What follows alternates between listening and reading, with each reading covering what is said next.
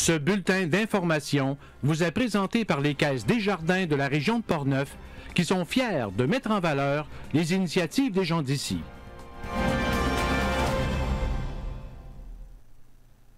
Nous sommes le jeudi 27 septembre 2018. Ici Michel Beausoleil. Voici votre téléjournal communautaire.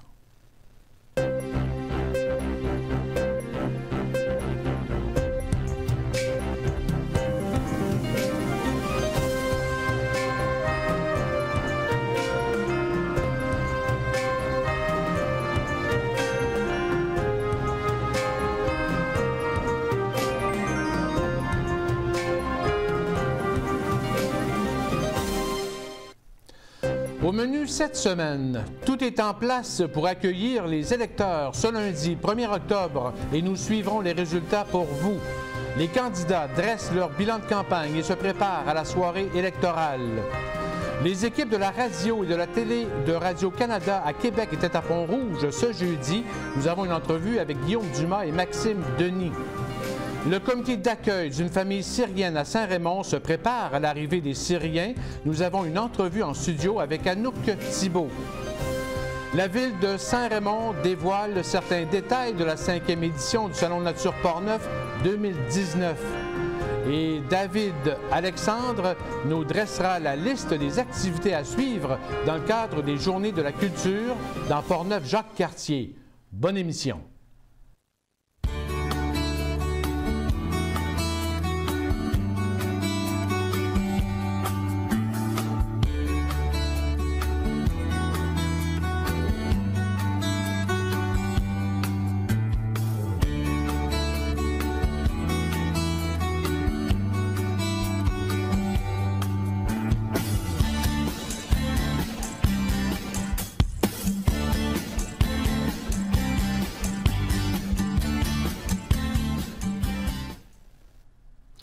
Alors débutons, comme il se doit, par la campagne électorale dans Portneuf. Nous sommes au dernier droit avant le jour J, comme on l'appelle. Tout est en place pour accueillir les électeurs ce lundi 1er octobre. Les bureaux de vote seront ouverts de 9h30 à 20h. Dès la fermeture des bureaux de vote, les équipes de scrutateurs vont débuter le décompte de toutes les boîtes de scrutin, dont celles par anticipation. Dans Portneuf, environ 21% des électeurs se sont prévalus du droit de vote par anticipation. Les électeurs avaient jusqu'à ce jeudi 27 septembre 16h exceptionnellement pour s'en prévaloir au bureau du directeur du scrutin. Un problème informatique a obligé le directeur du scrutin à prolonger les heures de votation par anticipation. Le taux était sensiblement le même en 2014 avec 21,3%. De plus, en ce jeudi 27 septembre, il manquait une dizaine de travailleurs pour la journée des élections ce lundi 1er octobre. Si ça vous intéresse, il s'agit de communiquer avec le bureau du directeur du scrutin à Saint-Marc-des-Carrières. Au total, on compte quelques 42 700 électeurs inscrits sur la liste électorale dans Portneuf. Nous allons suivre pour vous les résultats dans Portneuf dès 20h sur nos ondes. Ce lundi 1er octobre, j'aurai le plaisir d'animer une émission spéciale en compagnie d'invités. En studio, nous vous donnerons les résultats à mesure qu'ils seront disponibles et affichés au bureau du directeur du scrutin à Saint-Marc-des-Carrières, en plus des commentaires des candidats, des faits et de la ou du nouveau député de Portneuf à l'Assemblée nationale. D'ailleurs, les candidats dans Portneuf ont doublé leur vitesse de croisière pour convaincre le plus d'électeurs indécis possible de voter pour eux. Les candidats des 4 principaux partis politiques ont dressé un bilan de leur campagne en point de presse. Tout d'abord, Philippe Gasse, candidat du Parti libéral du Québec, a réitéré son engagement personnel de devenir, s'il est élu, la courroie de transmission, comme il le dit, entre les citoyens de Portneuf, les élus de l'Assemblée nationale et les fonctionnaires des différents ministères. Il s'engage à poursuivre le travail réalisé par le député libéral sortant, Michel Matte. Philippe Gasse soutient que les soins de santé dans Portneuf sont la priorité des Portneuvois et entend s'assurer que les engagements du Parti libéral et de son ex-ministre de la Santé, Gaétan Barrette, à l'hôpital régional de Portneuf à Saint-Raymond et dont l'installation d'un tomodenstomètre, un TACO, en plus des services d'hémodialyse et autres, se réalisent comme prévu. Attirer de nouveaux jeunes médecins dans Portneuf, particulièrement dans l'ouest et au nord, devient le principal enjeu. D'ailleurs, les nouveaux services à l'hôpital régional et la construction d'une nouvelle clinique de soins de santé, pharmacie, médecins et autres professionnels au coin de Saint-Cyril-et-Saint-Jacques à Saint-Raymond est une action concrète vers la bonne direction, selon lui. On l'écoute. Juste le nouveau complexe de santé que Saint-Raymond qui va être sur le coin de la rue là-bas, c'est juste ça, c'est quelque chose qui va permettre aux jeunes médecins d'avoir le goût de venir s'installer. On peut le voir juste à Pont-Rouge, Donnacona, qui eux ont eu quand même l'opportunité d'avoir des médecins qui ont été s'installer dans leurs nouveaux établissements. Quant au protocole ambulancier et des ratés survenus ces dernières semaines et mois, et après avoir rencontré les intervenants du secteur, Philippe Gasse a compris la raison d'être du protocole, mais réalise qu'il n'est pas infaillible. Parce que 7 transports sur 10 est correct. Là. On s'entend que le 80 85 des transports, ça se passe très bien, tout est parfait. C'est un petit nombre de transports, malheureusement, qui ont causé problème, mais qui sont tout aussi importants.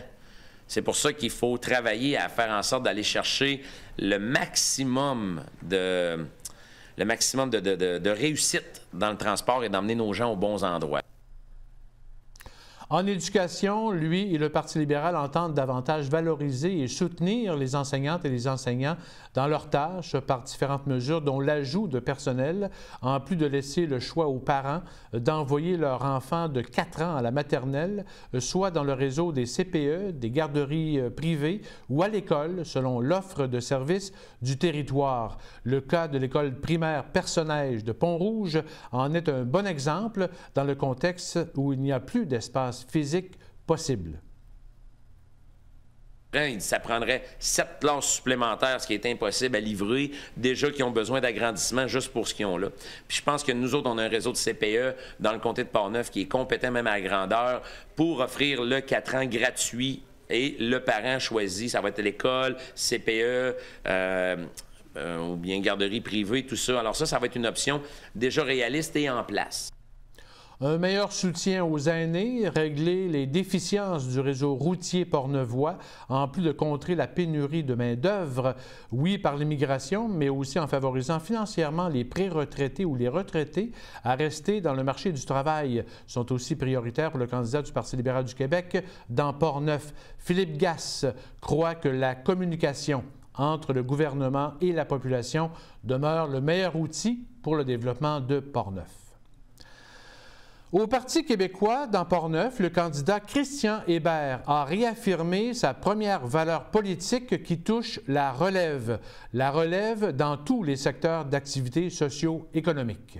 La première des valeurs qu'on a, et tout le monde est d'accord avec ça, c'est la relève. Encore la relève et toujours la relève. Hein. La relève dans le secteur agricole, la relève dans le secteur industriel, la relève partout. Hein. Fait que c'est sûr que j'ai un appui des jeunes, hein, mais on me fait le commentaire qu'on nous voit dans des groupes, on voit aussi autant de têtes blanches. Hein. Si vous me permettez de le dire de cette façon-là, polie. Hein. Mais c'est quand on parle de relève, on parle également de cédants, on parle également de transfert multigénérationnel. Et pour attirer des gens à venir dans Portneuf, à s'y établir puis à être heureux, bien, il faut qu'il y ait un avenir après. Il faut qu'il y ait les services qui viennent ensuite. Hein. La valorisation de l'éducation, autant chez les enfants que les enseignants et enseignantes, est une des valeurs primordiales pour Christian Hébert, de même qu'un plan concerté en urbanisme avec l'ensemble des municipalités de Portneuf et le gouvernement du Québec. Je ne suis pas ici ce soir pour rabaisser les autres partis, mais on doit remarquer une chose dans cette campagne-là, qui vient de toutes les partis, hein, c'est qu'on nous parle tous vers Québec. Tous les investissements hein, vont aller pour le 3e lien, des sujets au niveau de l'autoroute 40. On est prêt, coûte que coûte, à y investir des milliards de dollars, hein, mais rien au niveau de la vitalité de nos localités. Hein. Et c'est ça qui permet le dynamisme dans Portneuf. Hein. Et c'est avec ça qu'on est prêt à travailler avec tous les intervenants. Puis je pense que tous les citoyens le voient. Hein. On vit ici, on y travaille et on décide. Hein. Grand défenseur de la gestion de l'offre au Québec, étant producteur lui-même à Deschambault, Christian Hébert entend tout faire pour que le Québec maintienne telle quelle cette gestion de l'agriculture unique au Québec. Quant au secteur de la santé, jeudi dernier, lors d'un point de presse à son local électoral à Donnacona, Christian Hébert était accompagné du candidat péquiste dans Montmorency, Alexandre Huot. Alexandre Huot est un jeune ambulancier qui se lance en politique pour contrer l'individualisme et la privatisation en santé. D'ailleurs, Christian Hébert a parlé de décloisonnement des pratiques en soins de santé, d'une bonification de l'offre en transport adapté et du soutien à un projet pilote de paramédic communautaire. On l'écoute. Le gouvernement du Parti québécois procédera au grand décloisonnement des pratiques en santé. Cela signifie que nos milliers de professionnels de la santé pourront fournir un grand nombre de soins qu'ils ne peuvent actuellement prodiguer sans devoir obtenir l'assentiment préalable du médecin. Voilà une mesure qui va profiter directement aux patients dans Portneuf. Chaque CLSC sera doté d'une infirmière praticienne spécialisée, ce qui permettra d'ouvrir les portes jusqu'à 21 heures, 7 jours sur 7. Nous allons doubler l'offre en transport adapté pour les personnes à mobilité réduite, qui est sous-financée à comparer au reste de la capitale nationale. Nous allons également soutenir un projet pilote de paramédics communautaires qui sont des ambulanciers qui s'occupent de prévention et d'éducation auprès des clientèles vulnérables, souvent des personnes âgées. Christian Hébert estime que l'ère du socio-financement régional pour acheter les appareils médicaux spécialisés, comme on l'a fait pour le TACO dans Portneuf via la Fondation des services santé et sociaux, sera terminée avec un gouvernement du Parti québécois. Il dénonce aussi les idées de privatisation du réseau et les opportunités d'affaires par certains. Quand nous avons besoin d'équipements spécialisés pour notre population comme un TACO à l'hôpital de Saint-Raymond, nous allons l'acheter et non demander aux Portneuvoises et aux Portneuvois de le socio-financer, puis l'instrumentaliser à des fins électorales. Assez, c'est assez. Méfiez-vous du tracassin qui veut investir 1 milliard de dollars dans les maisons des aînés et privatiser les soins de santé. Il s'agit d'un détournement des fonds publics vers les poches de quelques propriétaires de grandes cliniques privées qui sont aussi, malheureusement, des cofondateurs de la CAQ. Pour sa part, le candidat du Parti québécois dans Montmorency et ambulancier, Alexandre Huot, croit que le protocole ambulancier mérite des améliorations, particulièrement dans des zones grises, comme le cas de maladies plus rares, où l'ambulancier doit déterminer si le patient a besoin de soins spécialisés à Québec ou non. Le problème de découverture médicale dans Portneuf est aussi une donnée importante dans le transport ambulancier. En ce jeudi 27 septembre, en point de presse, Christian Hébert a souligné 2 engagements du Parti québécois: mettre fin à la taxe de bienvenue pour les premiers acheteurs en bonifiant le crédit d'impôt d'achat d'une première propriété jusqu'à 2 000 $, en plus d'adopter une loi pour contrer l'accaparement des terres agricoles.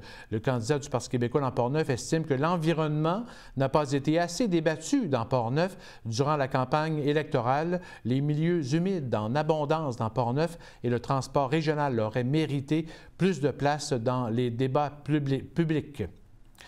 D'ailleurs, la candidate de Québec solidaire dans Portneuf, Odile Pelletier, estime aussi que le thème de l'environnement aurait dû être débattu dans Portneuf.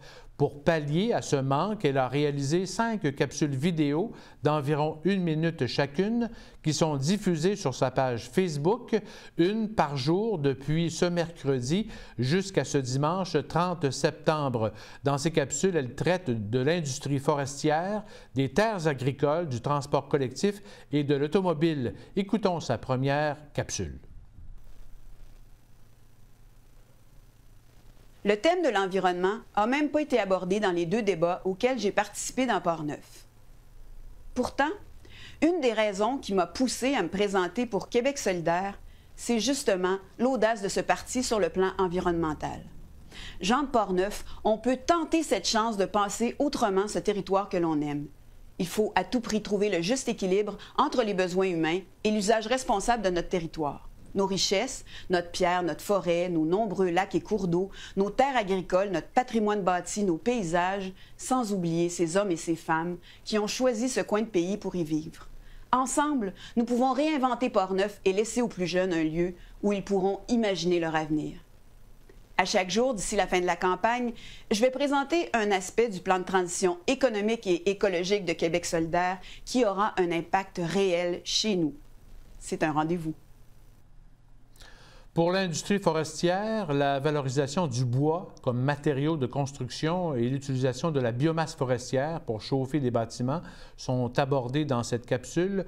Québec solidaire entend changer le code de la construction du Québec pour augmenter l'utilisation du bois.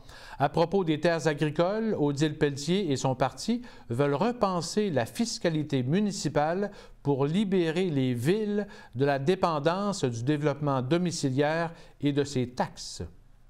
Fiscalité municipale pour que les villes soient plus dépendantes du développement domiciliaire. Là, en ce moment, tout ce qu'on veut faire, c'est construire pour avoir des taxes, parce que 60% des revenus des villes viennent des taxes. Mais nous, on veut changer cette espèce d'esclavage-là qui fait qu'une ville ne peut pas réfléchir en fonction de c'est quoi ses forces. Je l'ai déjà dit ça dans un débat, mais je le répète. Par exemple, Neuville, c'est un territoire agricole d'exception qui subit l'étalement urbain de la Ville de Québec puis qui veut se développer, mais peut-être que Neuville ne devrait pas se développer, devrait consacrer sa vocation aux terres agricoles et les villes devraient avoir le pouvoir de choisir ça ensemble sur le territoire. Ça, c'est important de se consulter, d'avoir une solidarité au lieu d'un concours de qui construit le plus, là, ce qui est malheureusement le cas à cause de comment c'est fait actuellement la fiscalité municipale. Repenser les déplacements de personnes dans Port-Neuf en valorisant le transport collectif et en diminuant la dépendance du pétrole pour l'automobile figure aussi comme engagement du Parti Québec solidaire. 40% des gaz à effet de serre au Québec seraient produits par le transport de personnes. Et finalement, dans le domaine de l'habitation pour personnes à faible revenu, la candidate de Québec solidaire estime qu'il faudra revoir la revitalisation des centres-villes et des cœurs de village pour qu'ils soient mieux adaptés aux besoins de ses habitants moins fortunés. 39% des ménages dans Port-Neuf gagneraient moins de 20 000 $ par année et à Donnacona, par exemple, un ménage locataire sur 10 dépenserait 50% de son revenu pour payer son loyer. Et le candidat de la coalition Avenir Québec dans Port-Neuf, la CAQ, Vincent Caron, a tenu son dernier point de presse ce mercredi matin au Roquemont, là même où il a entamé sa campagne électorale il y a un peu plus d'1 an, en compagnie du chef François Legault. Il estime d'ailleurs être le candidat qui connaît le plus le comté de Port-Neuf et le rouage politique ayant été directeur du bureau de comté du député Michel Matte. Vincent Caron veut s'assurer que les engagements du Parti libéral en matière de services de soins de santé annoncés à l'hôpital régional de Port-Neuf se réalisent comme prévu. Et il entend travailler pour que la vingtaine de places encore disponibles en ressources intermédiaires dans Port-Neuf soient offertes aux citoyens plus au nord. On l'écoute. Il se trouve que dans Port-Neuf, on a 20 places de ressources intermédiaires qui sont disponibles, les budgets sont disponibles, mais pour l'instant, eh bien, il n'y a pas, le projet ne s'est pas concrétisé. Quand je dis il y a 20 places qui sont disponibles actuellement, il y en a 20 qui existent, donc au total, il devrait y en avoir 40. Les 20 places qui existent sont dans l'est de Port-Neuf. Mais moi, j'aimerais travailler avec le comité de santé. Je sais que c'est une préoccupation pour eux, pour essayer de trouver un partenaire pour venir concrétiser ce projet de 20 places en ressources intermédiaires. Idéalement, on aimerait que ce projet puisse se réaliser plus dans le nord du comté, puisqu'il y a déjà 20 places qui sont présentes dans l'est de Portneuf.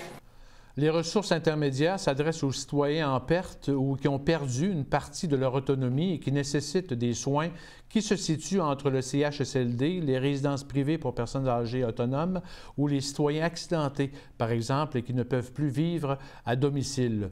Dans son point de presse, Vincent Caron a reparlé du problème de la pénurie de main-d'œuvre chez les entrepreneurs portneuvois et des solutions possibles. Lui et son parti entendent réviser la loi sur la protection des terres agricoles en collaboration avec l'UPA et les municipalités pour assouplir le développement résidentiel, commercial et industriel dans des zones agricoles inexploitables. Il croit au développement touristique en vantant les réalisations et les caractéristiques de Portneuf, dont la vallée Bras-du-Nord et son concept de coopérative de solidarité. Lui et son parti entendent investir dans les ressources spécialisées en éducation pour mieux soutenir les enseignants et enseignantes du réseau scolaire, redonner un meilleur pouvoir d'achat aux familles, contrer la pauvreté et mieux soutenir les familles qui vivent avec des enfants handicapés. Vincent Caron insiste, il veut s'attaquer à la culture d'esprit de clocher dans Portneuf et susciter la synergie intra-régionale entre tous les acteurs du milieu. Je sais que le préfet travaille beaucoup en ce sens, je sais que Joël Gaudin travaille beaucoup en ce sens aussi, et je suis convaincu qu'avec tous les acteurs du milieu, eh bien, on peut faire mieux pour Portneuf, mais on peut aussi finalement se tenir debout tous ensemble et démontrer que Portneuf, oui, appartient à la capitale nationale, mais Portneuf est une particularité, un petit peu comme Charlevoix de la capitale nationale, et qu'ensemble, on peut être plus fort. Donc oui, ça existe encore. Je vous avouerai que peut-être que ça existe chez les personnes un peu plus âgées, parce que justement, elles sont ancrées dans ces valeurs qui sont des valeurs aujourd'hui qui me semblent dépassées, parce que Portneuf, c'est Portneuf, il n'y a pas l'Est, l'Ouest, le Nord. Mais avec les nouvelles familles, vous constatez comme moi qu'il y a de plus en plus de nouvelles familles qui s'installent dans Portneuf. Ben, ces gens-là, eux, ne voient pas ces réalités, ne voient pas les choses de la même manière. Et pour eux, ce sera facile pour moi d'aller travailler avec tous ces gens qui arrivent, toute cette jeunesse dans Portneuf, pour rassembler Portneuf et puis démontrer qu'on est fort et puis qu'on est fier. Moi, je veux qu'on affiche la fierté de Portneuf partout, dans Portneuf et dans la capitale nationale et au Québec. Ce jeudi 27 septembre, au Moulin Marcoux à Pont-Rouge, les équipes de la radio et de la télé de Radio-Canada Québec ont diffusé en direct les émissions de l'après-midi à la radio animée par Guillaume Dumas. Et à partir de 18h, c'est l'équipe de la télé animée par le journaliste Bruno Savard qui prenait la relève en direct de la télé. Nous avons rencontré Guillaume Dumas avant le début de son émission et aussi rencontré Maxime Denis, originaire de Pont-Rouge et ancien collègue de la télé communautaire CJSR. Écoutons les deux entrevues. Guillaume Dumas, salut. Bonjour. Guillaume, vous êtes à Pont-Rouge aujourd'hui dans le cadre de votre tournée régionale. Décrivez-nous tout d'abord la tournée régionale. Oui, bien, Radio-Canada Québec a décidé un peu de se décloisonner. C'est-à-dire que d'ordinaire, on a l'impression qu'on s'adresse souvent aux citoyens essentiellement de Québec, des enjeux un peu plus urbains de la ville de Québec et vraiment de la petite périphérie. J'insiste sur la petite périphérie, on y reviendra plus tard. Et là, on s'est dit, on est en campagne électorale, des enjeux, il y en a beaucoup, on couvre un territoire, il y a plusieurs circonscriptions, et c'est pas vrai que les réalités sont les mêmes dans Tachereau, en plein cœur du centre-ville, que dans Portneuf ou sur la Rive-Sud. Alors, on s'est dit, on va sortir. On va faire une semaine complète où, à tous les jours, on va se promener dans la très, très, très grande et vaste région de Québec pour aller tenter le pouls, pour aller voir les citoyens, pour aller parler aux acteurs du milieu économique, du milieu politique, du milieu culturel, et ça dans différentes régions, pour, oui, entendre la réalité de ces gens-là, mais permettre également aux gens, peut-être un peu plus en ville, de comprendre les enjeux à l'extérieur de chez eux, et comme ça, les éclairer un peu sur la campagne électorale et les différents enjeux, et ça, sur quoi on doit s'interroger aujourd'hui. Alors, c'est ça qui nous a menés dans différents endroits, puis voilà, aujourd'hui à Pont-Rouge. Ouais. Vous avez choisi, en fait, différents lieux. Où étaient ces lieux? Nous avons commencé cette tournée lundi à Stoneham, dans la couronne nord de Québec, parce que des enjeux, il y en a beaucoup, énormément. Par la suite, Montmagny, c'était mardi. Mercredi, à Sainte-Marie-en-Beauce. Aujourd'hui, Pont-Rouge dans Portneuf. Et on termine ça demain à Lévis, de l'autre côté du fleuve. Mais encore une fois, on n'est pas loin de Québec, mais c'est pas tout à fait la même réalité. Alors, c'est pour vraiment essayer de trouver le plus de milieux différents que nous avons décidé d'établir ces 5 points-là pour la visite. Ouais. Quelles sont vos impressions de base, justement, les différences entre vraiment le milieu urbain et régional? Moi, ce que j'aime et c'est ce qui manque aux grandes villes, c'est le tissu social, le milieu communautaire. Dans chacun des endroits où l'on va, il y a cette solidarité, cette façon de s'organiser pour créer des projets. Je pense à la fameuse bibliothèque de Montmagny qui, il n'y a pas si longtemps, a divisé la population. Un référendum à l'époque, ça a passé à 54 %, mais de concert avec les acteurs du milieu, on a réussi à convaincre les gens de tenir cette bibliothèque, de la monter, de la financer. Aujourd'hui, ce sont des bénévoles qui la tiennent à bout de bras. Le financement, c'est pas facile non plus, mais c'est cette cohésion. Hier, c'était à Sainte-Marie, on est au Centre Castel, un centre magnifique, 26 millions de dollars.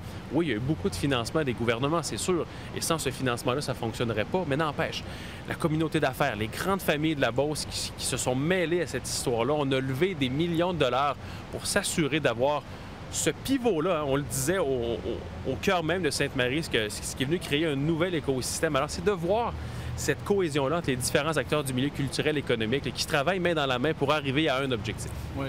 Quels sont les défis politiques que vous entendez le plus? Bien, c'est la main-d'œuvre. Ça, forcément, on n'y échappe pas. Et c'est un enjeu qui est national, qui est régional et qui est même micro.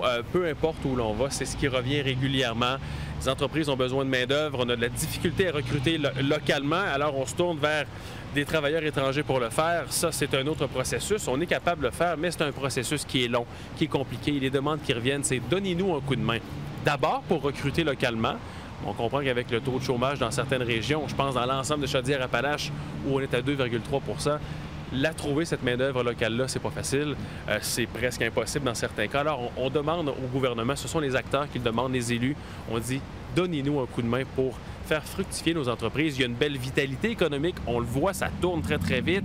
Les entreprises ont des projets, mais on est freiné par ce problème de main-d'œuvre. Ça, c'est ce qu'on entend régulièrement. Le deuxième, tout ce qui concerne la mobilité, le transport, la congestion, les transports en commun.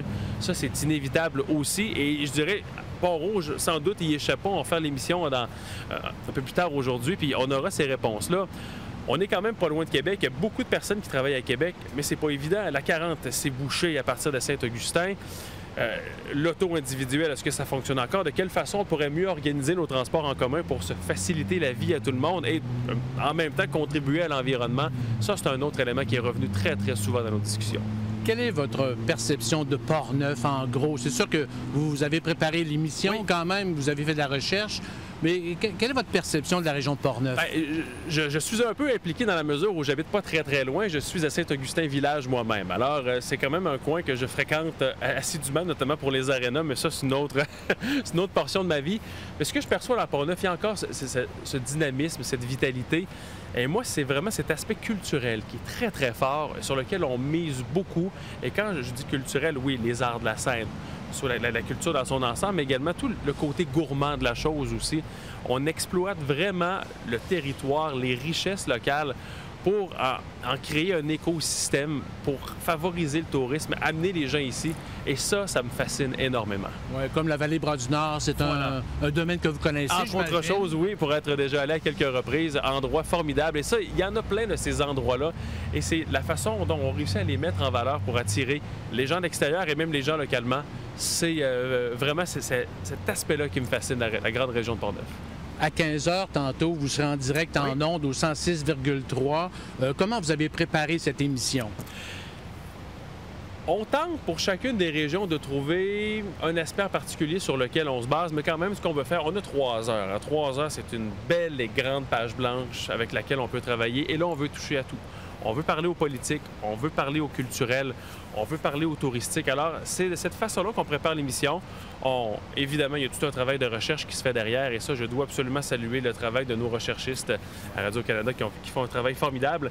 Et là, on va trouver les meilleurs acteurs, on va trouver les meilleures personnes qui vont être en mesure de nous présenter ici les enjeux, les défis, surtout ce qu'on fait bien également. C'est beau de parler des enjeux, de ce qui va pas bien, de ce qu'on doit corriger, mais on veut mettre en lumière aussi ce qui se fait de très, très bien dans Portneuf. Alors, c'est de cette façon-là qu'on veut penser l'émission. Il y a ce côté positif où on braque les projecteurs sur les choses qui sont réussies et de l'autre côté, quelles sont maintenant les demandes? On est à quelques jours des élections. On veut donner la parole aux acteurs, on veut donner la parole aux citoyens. Et c'est pour ça que dans chacun des endroits que l'on visite, on demande aux gens, déplacez-vous, venez nous voir. Il y a des micros, ils sont là, ils sont pour vous. Dites-le ce que vous voulez, faites-le entendre aux autres concitoyens de la grande région de Québec pour, comme ça, qu'on puisse comprendre quelle est votre réalité ici. Ouais. Parlons de votre équipe. Vous n'êtes pas seul, évidemment. Vous avez parlé des recherchistes. C'est quand même une bonne équipe, là, autant à la radio qu'à la télévision. C'est une équipe formidable. Évidemment, aux yeux peut-être de Radio-Canada, la station de Québec reste quand même une station régionale. Alors, c'est sûr qu'on n'a pas des équipes démesurées, mais on a cette envie de bien faire les choses. Et quand on fait une sortie comme celle-là, ça n'arrive pas souvent. Alors, on en profite. Il y a beaucoup de préparation. On met la gomme, on met la sauce pour s'assurer d'avoir un bon produit en ondes. Alors, c'est pour ça qu'à compter de 15 heures tout à l'heure, on va donner tout ce qu'on a pour bien parler, bien représenter de ce qui se passe dans Port-Neuf. On parle de combien de personnes à peu près qui préparent en fait l'émission? Écoutez, à la recherche, il y a essentiellement Sandra qui a beaucoup travaillé. Donc, Sandra Lalancette qui a beaucoup travaillé.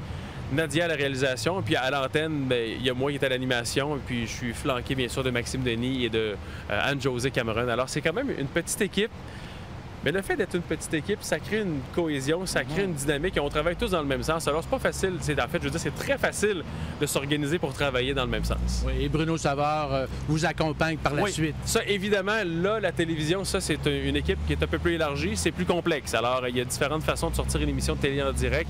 Il y a également beaucoup d'enjeux. Le petit camion satellite, les techniciens qui nous donnent un coup de main, Bruno et son équipe également.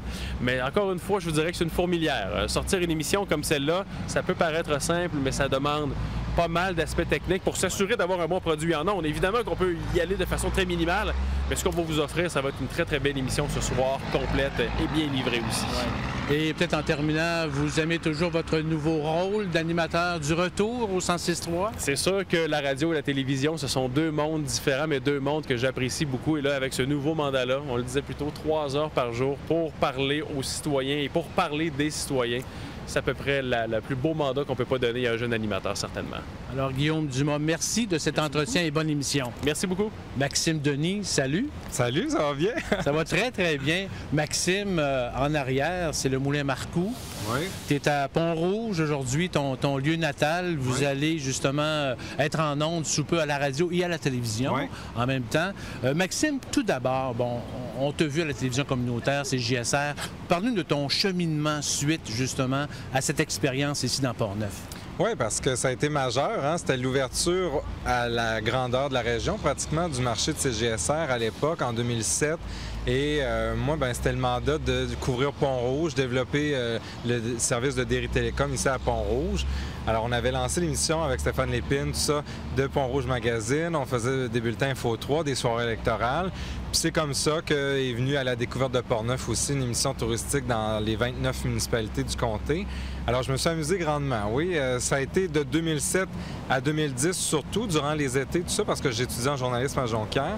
Mais j'ai toujours gardé un lien, au moins jusqu'en 2011. Puis après ça, le marché à Radio-Canada a commencé, le marché professionnel, puis ça a parti comme ça.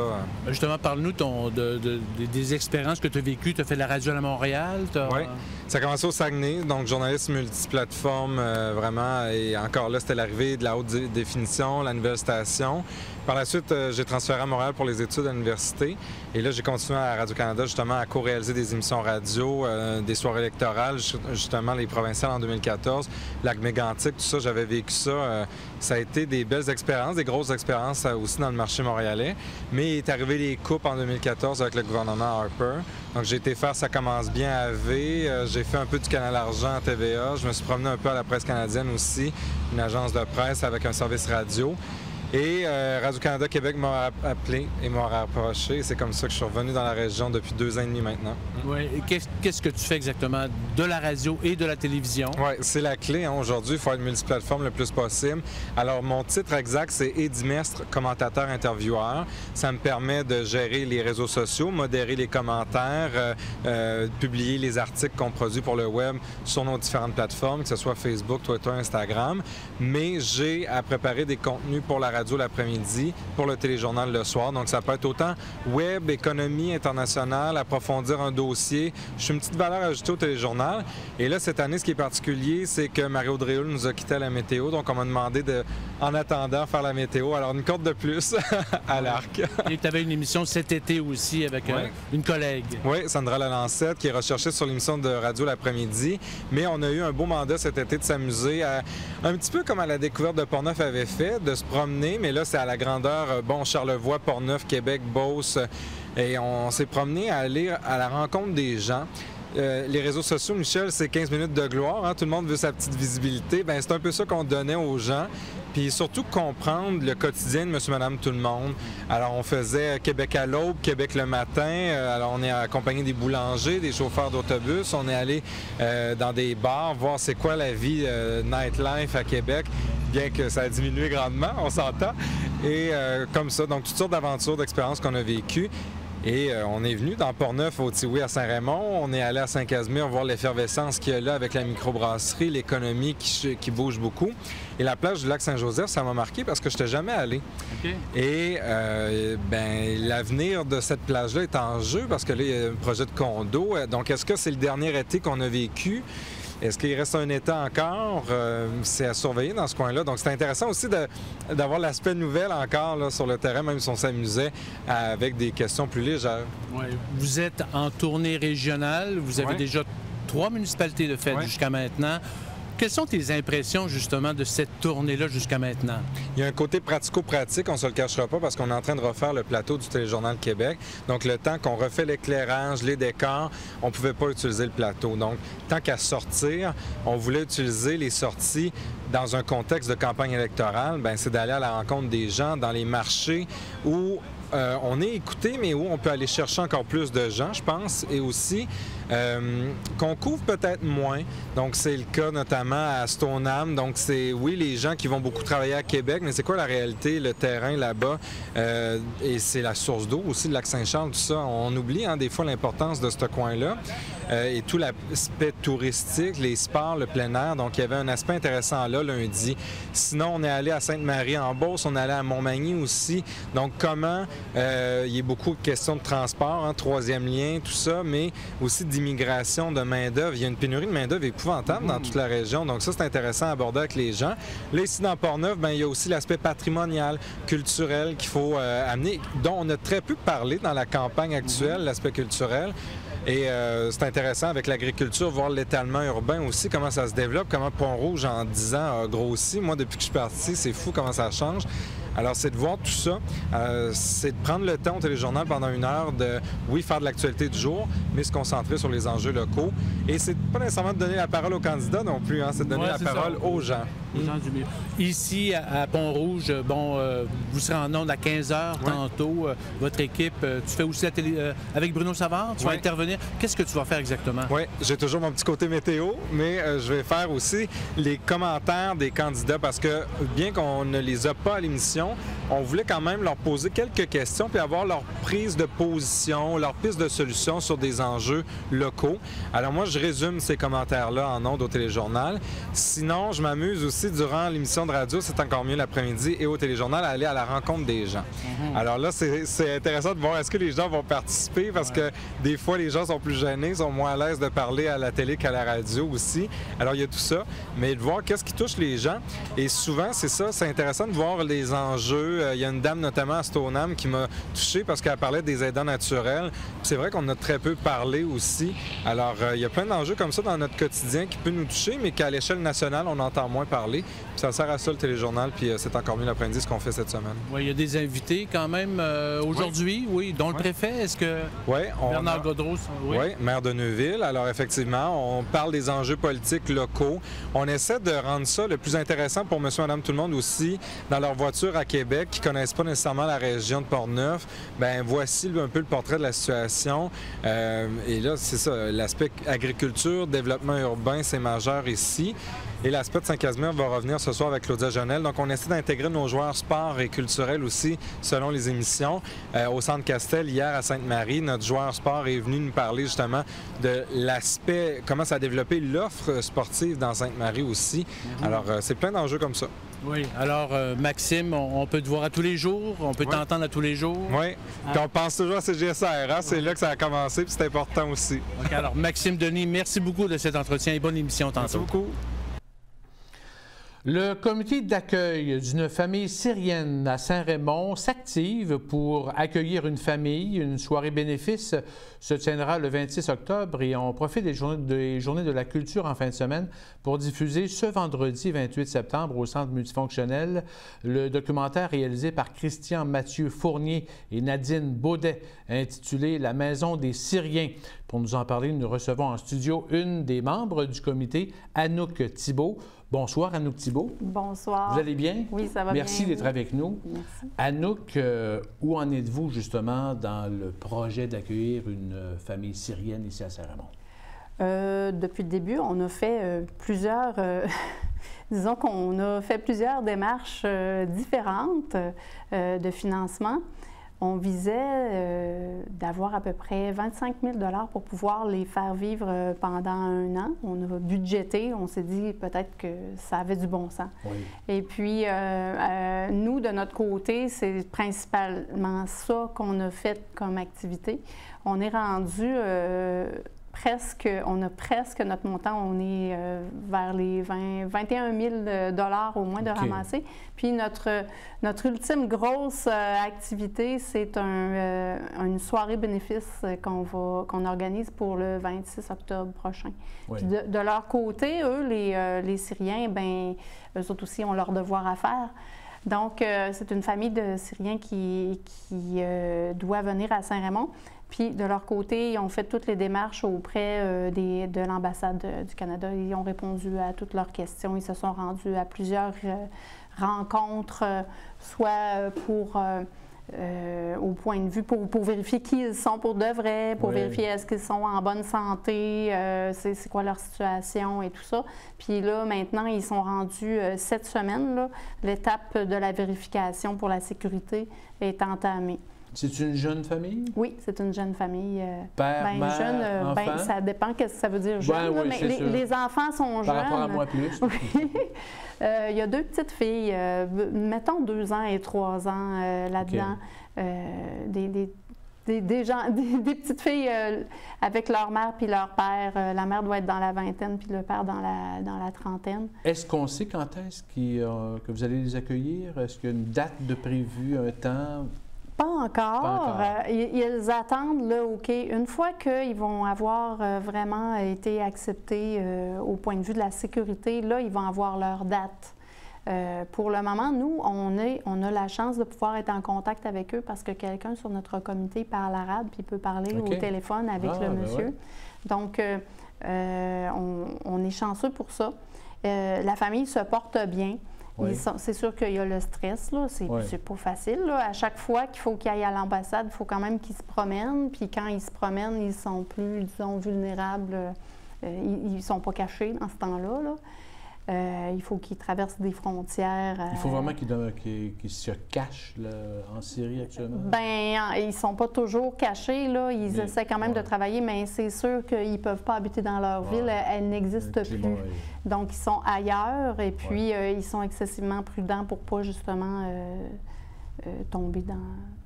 Oui. Est-ce que, là, vous avez, amassé de l'argent, mais est-ce qu'ils ont tout ce qu'il faut, vêtements, meubles? Bien, disons que pour la maison, là, on a pas mal tout. OK? Bien, la maison ou l'appartement, on a pas mal tout. Pour les vêtements, bien, là, on n'a pas tout parce qu'il fallait vraiment entreposer toutes les choses chez nous. Hein? C'est sûr. Puis ça fait beaucoup à entreposer. Oui. Donc, il y a des caisses qui sont entreposées chez notre président. Bien, tout le monde a un petit peu quelque chose. Moi, j'ai gardé des choses pour les petites filles. Mais je dirais que les vêtements, là, on le sait là, que les petites filles ont 2 puis 3 ans. Fait qu'on le sait c'est quoi les vêtements que ça prend. Pour le monsieur puis la madame, on ne sait pas encore, il habille à peu près quelle grandeur. Là. Disons qu'ils sont comme moi. Okay. Ça serait peut-être ma grandeur. Et puis, mais ce qui nous manquerait, ça serait des sièges d'auto, parce que quand on va aller les chercher à Montréal, à l'aéroport ou à Québec, les petites filles, il faut qu'ils embarquent dans un siège d'auto. Ben oui. Puis ça, c'est quelque chose qui ne fait pas partie de l'ameublement de la maison. OK, ben oui. Non, mais c'est une bonne idée, effectivement. Mais les gens qui nous écoutent, qui auraient justement quelque chose à vous donner, comment on fait? Oui.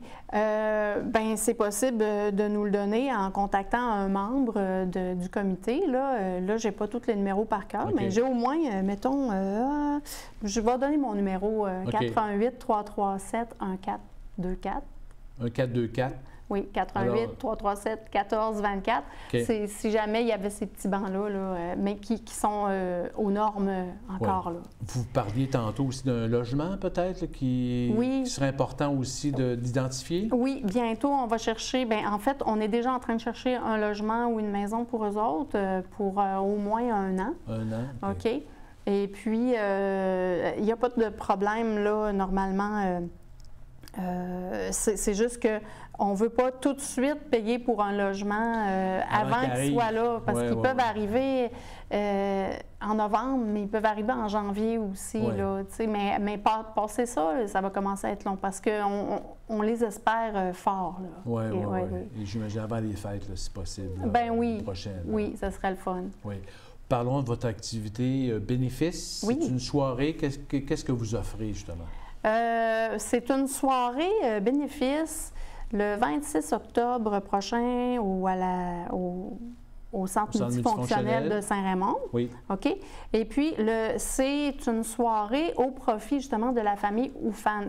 La famille s'appelle les Oufan. OK, Oufan. Oui, O-U-F-A-N. OK. Donc, c'est au profit de la famille Oufan. Et puis, notre invité d'honneur pour la soirée, c'est Monseigneur Louis Corriveau. Oui. Anciennement, notre curé, oui. Donc, il a accepté de faire la présidence d'honneur. Il va donner comme une conférence là, de 1 heure. Et puis, pendant sa conférence, en fait, moi, bien pas juste moi, mais plusieurs collègues choristes, on va être une douzaine sur la scène, à chanter un petit peu quelques pièces de chant a cappella, de musique sacrée, que Louis va commenter. Commenter, peut-être chanter aussi? Peut-être chanter aussi un petit peu, mais principalement, il va comme présenter les œuvres, parler du message d'amour puis d'accueil qu'il y a dans les œuvres chantées. Vous avez des billets à vendre? Oui, on a des billets à vendre. C'est chez... peut-être, comme on l'avait dit, effectivement. Est-ce que ça sort bien comme il faut? Ouais. Parfait. Bon, alors, les billets sont à 20 $ et ils sont vendus chez Uniprix à Saint-Raymond. OK? Et puis, pour les paroisses, peux-tu l'enlever? Oui. Puis pour les paroisses autour, Saint-Léonard, Sainte-Christine. Oui, puis tout ça, Pont-Rouge, Saint-Basile, Rivière-à-Pierre. C'est possible de se procurer des billets bientôt, si ce n'est pas maintenant, là, dans les presbytères. OK. Parce que, pour... Oui, tout à fait. C'est un bon lieu. Oui, de toute façon, c'est un lieu ouvert d'aller aux heures d'ouverture des presbytères puis de pouvoir se procurer ces billets. Puis même à Saint-Raymond, là, c'est qu'on fournit des billets aux presbytères pour qu'ils puissent... les envoyer un petit peu partout. Parfait. Quelques secondes. Demain soir, vendredi soir, c'est le documentaire, justement, de Nadine Baudet et de Christian Fournier, La Maison des Syriens, ça, c'est à voir au Centre multifonctionnel. Oui. Vous allez être là aussi pour parler un peu de votre projet puis de votre... Oui, avant la projection avant et ou après, c'est pas... c'est à 19h30. Oui, c'est à 19h30. En fait. La Maison des Syriens, c'est une œuvre artistique très, très belle. Et puis, nous, on va parler du projet un petit peu avant. Puis si vous avez des questions, on va aussi essayer d'y répondre, de prendre du temps pour y répondre. Anouk Thibault, membre du comité justement d'accueil syrien. Merci beaucoup. Ça fait plaisir. Merci beaucoup. À vous. Puis on sûrement se revoir bientôt pour parler de votre soirée bénéfice. Merci. Merci beaucoup.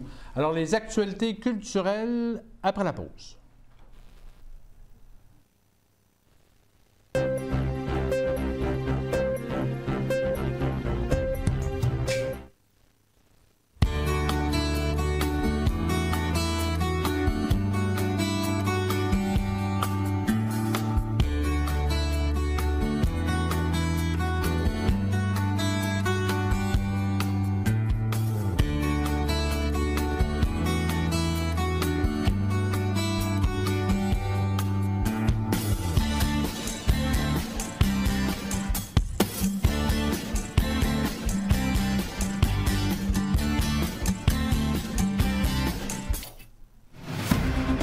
Ce bulletin d'information vous est présenté par les Caisses Desjardins de la région de Portneuf, qui sont fiers de mettre en valeur les initiatives des gens d'ici.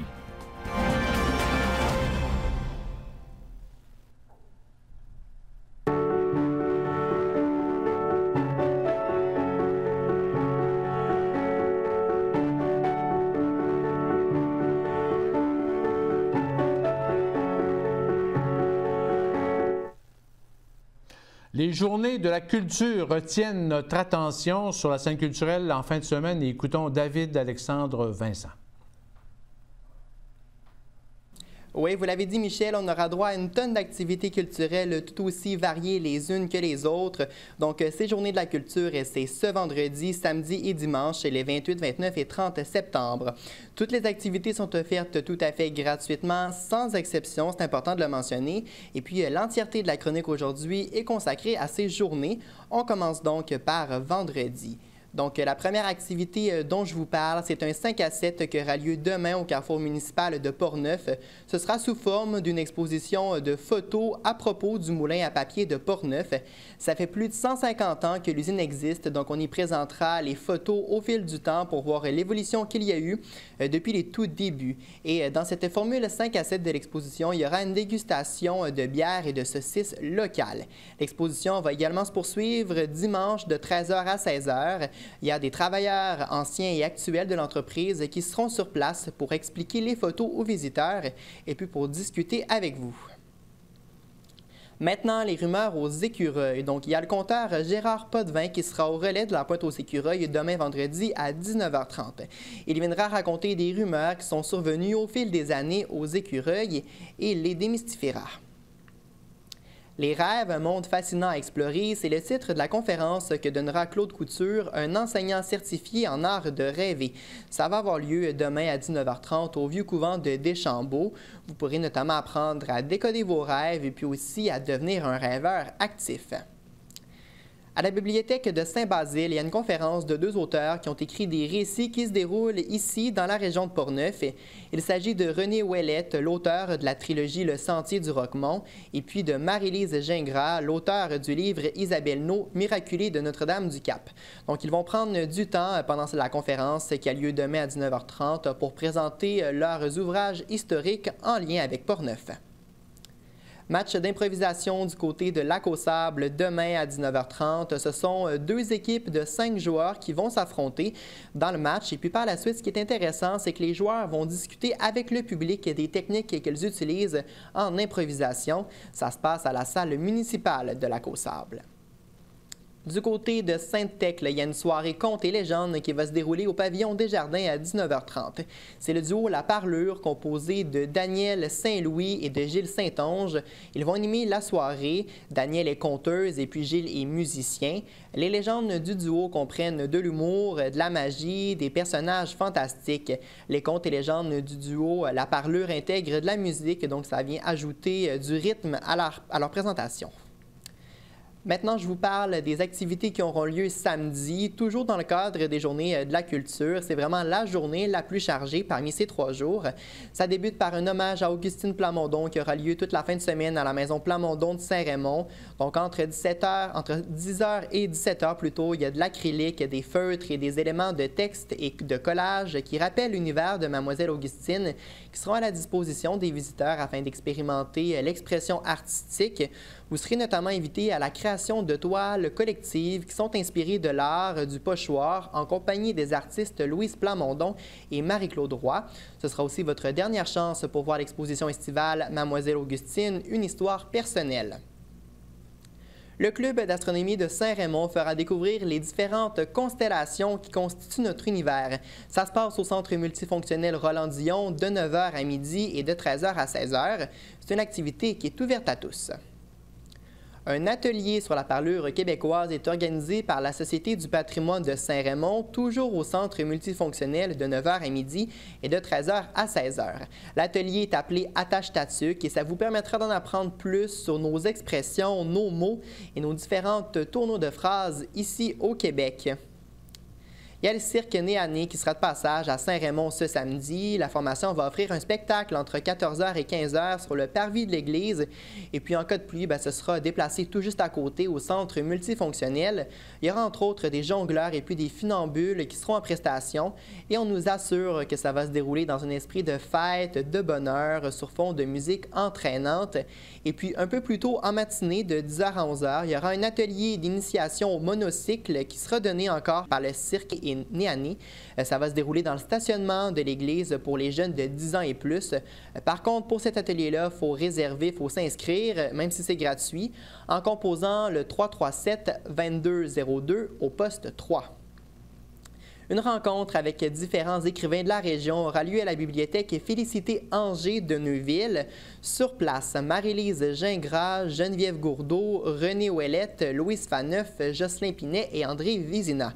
Les auteurs vont échanger avec les participants sur les expériences de vie et puis leurs intérêts particuliers qui les ont menés à devenir des écrivains. À 10h, Les Orteils d'Élie, une histoire pour enfants de 4 à 8 ans, va être lue par Louise Faneuf. Et puis la rencontre dans son ensemble, elle se déroule de 9h30 à midi. Toujours à Neuville, cette fois au presbytère. C'est une expression visuelle et poétique qui vous attend toute la fin de semaine entre 10h et 16h.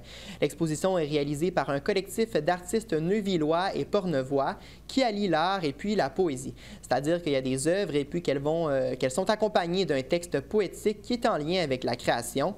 Il y a près d'une vingtaine d'artistes qui présenteront leurs œuvres et puis il y aura notamment la présence du Cercle de fermières de Neuville. Dans le cadre de l'atelier Projet de conservation et restauration, les étudiants à la maîtrise de l'École d'architecture de l'Université Laval ont travaillé sur le projet de mise en valeur et de développement du Moulin Marcoux. C'est 7 équipes qui vont présenter le fruit de leur travail sous forme de maquettes, d'affiches et de croquis. Vous pourrez voir ces projets pour la réfection du Moulin Marcoux au Moulin, vendredi, samedi et dimanche de 10h à 16h. L'artiste Mick Landry, originaire de Donnacona, sera en prestation au relais de la Pointe aux Écureuils à 19h30. Il viendra présenter son album Hier Demain. On dit que c'est un véritable retour dans le temps. Les poètes d'autrefois renaissent sous la guitare classique du poète d'aujourd'hui. Alors l'artiste qui jumelle la musique et la poésie. À Saint-Léonard, maintenant, vous avez l'occasion de participer à une œuvre littéraire collective où vous pourrez écrire vos bons mots, vos souhaits ou votre pensée quant à l'avenir de la municipalité. Un professionnel de l'écriture va être sur place pour vous guider. Ça se passe à la salle communautaire samedi de 13h à 18h. Et puis, en terminant ce dimanche, il y a un spectacle en plein air offert à Pont-Rouge par le trio de musique traditionnelle Entre nous, qui est composé de Régent Vermette, Sylvie Boisvert et Richard Ouellette. Le groupe joue du banjo, de la mandoline, du violon et de la guitare. Ça va avoir lieu au jardin du 150e à 11h30. Alors voilà, c'est complet pour l'agenda culturel de cette semaine. C'est probablement le plus chargé de l'année dans nos régions. Donc ça se passe vraiment cette fin de semaine pendant les 3 journées de la culture pour découvrir notre territoire culturel sous tous les angles. C'est des dizaines et des dizaines d'activités qui ont lieu un peu partout. Donc bien évidemment, je n'ai pas pu tous vous nommer ces activités. Donc afin de les connaître en entier, je vous invite à vous rendre sur le site internet des Journées de la culture au www.journeesdelaculture.qc.ca. Alors sur ce, bonne sortie culturelle. Un petit mot pour dire que les dirigeants de la ville de Saint-Raymond et de l'association Chasse et Pêche de la Rivière-Sainte-Anne ont annoncé ce mercredi la tenue de la 5e édition du Salon Nature Portneuf, les vendredis, samedis et dimanches 12, 13 et 14 avril 2019. Les organisateurs ont décidé de devancer les dates de présentation du salon d'une semaine à la demande des exposants. En plus de la surface de l'aréna, des exposants seront installés dans les salles du centre multifonctionnel et un chapiteau sera érigé à l'extérieur. Le spécialiste de la chasse et de la pêche, Stéphane Monette, revient comme porte-parole de l'événement. Ateliers et conférences sur le plein air sont prévus à l'horaire. On en reparlera bien sûr.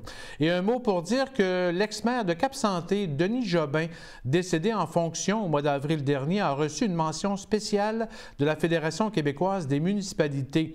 Lors du souper gala du congrès annuel qui se tenait le 21 septembre dernier au Palais des Congrès de Montréal, Denis Jobin a reçu un hommage hommage posthume par le jury du prix Jean-Marie Moreau, soulignant son engagement, son leadership et son dynamisme envers la communauté qu'il représentait. M. Jobin figurait parmi les 3 finalistes au prix. Rappelons que M. Jobin est décédé le 20 avril dernier à l'âge de 65 ans. Il débutait un 2e mandat comme maire de Cap-Santé.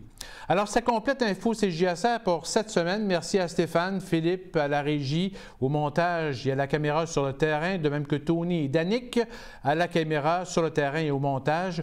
Merci à vous d'être avec nous. Si vous appréciez, parlez-en à d'autres, bien sûr. On se donne rendez-vous ce lundi soir, 1er octobre, à partir de 20h. Nous vous transmettrons donc les résultats des élections dans Portneuf et aussi d'ailleurs, et nous parlerons politique avec des invités en studio. Et on se laisse avec des images du symposium de peinture haut en couleur à Rivière-à-Pierre qui se tenait en fin de semaine dernière.